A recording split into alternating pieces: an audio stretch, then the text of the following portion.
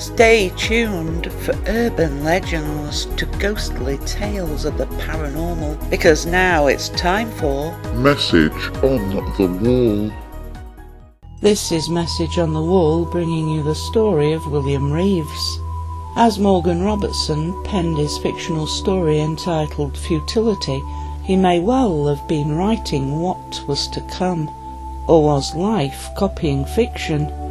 Robertson's story, published in 1898, told of a luxury liner, the biggest and grandest ever built. But her maiden voyage turned out to be her last, as sailing from Southampton to America, the ship that was supposed to be unsinkable hit an iceberg and sank. And the name Robertson gave his ship? Well, that was Titan. It was in 1912 that a ship almost identical to the one described in Robertson's novel set sail from Southampton bound for New York. Like the fictional Titan, the Titanic was a luxury liner, the passengers, around 3,000, being rich, the cream of society. The ships themselves were around the same size, having the same speed, and both hit an iceberg around the same area of the Atlantic Ocean, and both may well have served to save another ship from such a fate. It was in April of 1935 when a tramp steamer, having set sail from Tynemouth, made its headway for Canada. A young seaman named William Reeves was stood watch.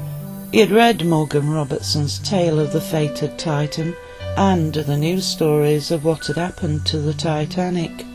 William brooded upon this, his mind full of forebodings that grew stronger as he strained his eyes for any sign of danger, his ship sailing through calm waters, as had the Titanic.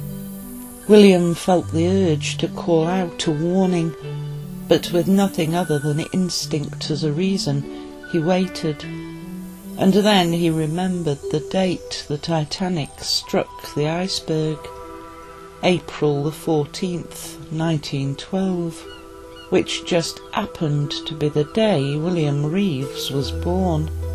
Shouting out the danger call, the ship reversed her engines, coming to a halt only yards from an iceberg just menacingly out of sight. More deadly icebergs crowded in around the tramp steamer that it took Newfoundland icebreakers 9 days to smash a clear route. And the name of the ship that almost met the same fate as the Titanic? She was called the Titanian. You have been listening to Message on the Wall, brought to you in association with Paranormal Parodies. You can find Paranormal Parodies at paranormal-parodies.com.